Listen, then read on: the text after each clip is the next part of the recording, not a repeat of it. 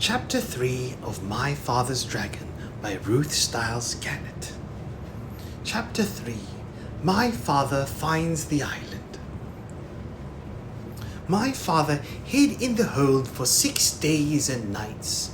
Twice he was nearly caught when the ship stopped to take on more cargo. But at last he heard a sailor say that the next port would be Cranberry and that they'd be unloading the wheat there. My father knew that the sailors would send him home if they caught him, so he looked in his knapsack and took out a rubber band and the empty grain bag with the label saying Cranberry. At the last moment, my father got inside the bag, knapsack and all, folded the top of the bag inside and put the rubber band around the top. He didn't look just exactly like the other bags, but it was the best he could do.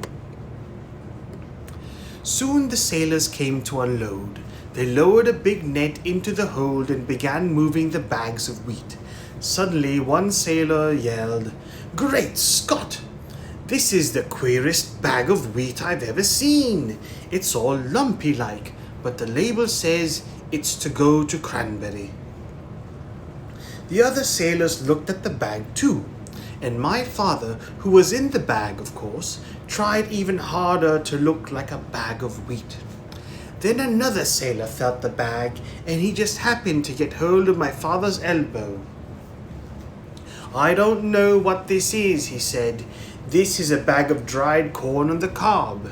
And he dumped my father into the big net along with the bags of wheat.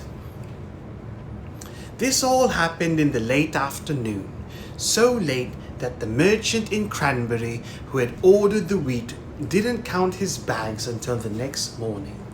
He was a very punctual man and never late for dinner. The sailors told the captain, and the captain wrote down on a piece of paper that they had delivered 160 bags of wheat and 1 bag of dried corn on the cob. They left the piece of paper for the merchant and sailed away that evening. My father heard later that the merchant spent the whole next day counting and recounting the bags and feeling each one, trying to find the bag of dried corn on the cob. He never found it, because as soon as it was dark, my father climbed out of the bag, folded it up, and put it back in his knapsack. He walked along the shore to a nice sandy place and lay down to sleep. My father was very hungry when he woke up the next morning, just as he was looking to see if he had anything left to eat. Something hit him on the head. It was a tangerine. He had been sleeping right under a tree full of big, fat tangerines. And then he remembered that this was the island of Tangerina. Tangerine trees grew wild everywhere. My father picked as many as he had room for, which was 31, and started off to find Wild Island. He walked and walked and walked along the shore, looking for the rocks that joined the 2 islands.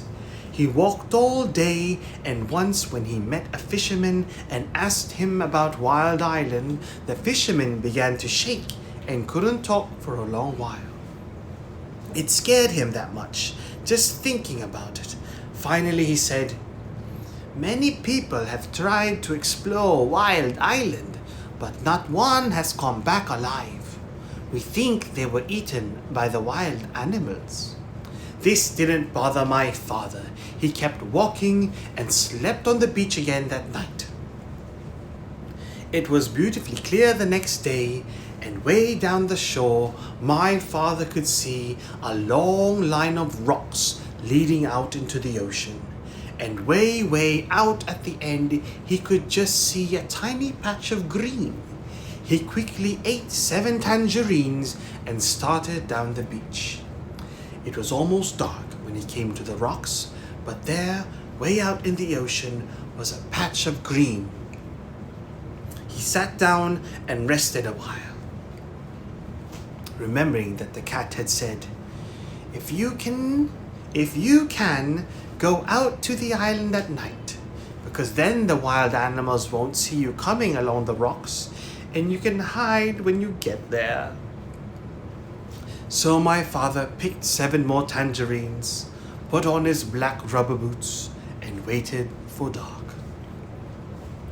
It was a very black night, and my father could hardly see the rocks ahead of him. Sometimes they were quite high, and sometimes the waves almost covered them, and they were very slippery and hard to walk on. Sometimes the rocks were far apart, and my father had to get a running start and leap from one to the next. After a while, he began to hear a rumbling noise. It grew louder and louder as he got nearer to the island. At last it seemed as if he was right on top of the noise, and he was. He had jumped from a rock onto the back of a small whale, who was fast asleep and cuddled up between 2 rocks. The whale was snoring and making more noise than a steam shovel, so it never heard my father say, "Oh, I didn't know that was you," and it never knew my father had jumped on its back by mistake. For 7 hours, my father climbed and slipped and leapt from rock to rock, but while it was still dark, he finally reached the very last rock and stepped off into Wild Island.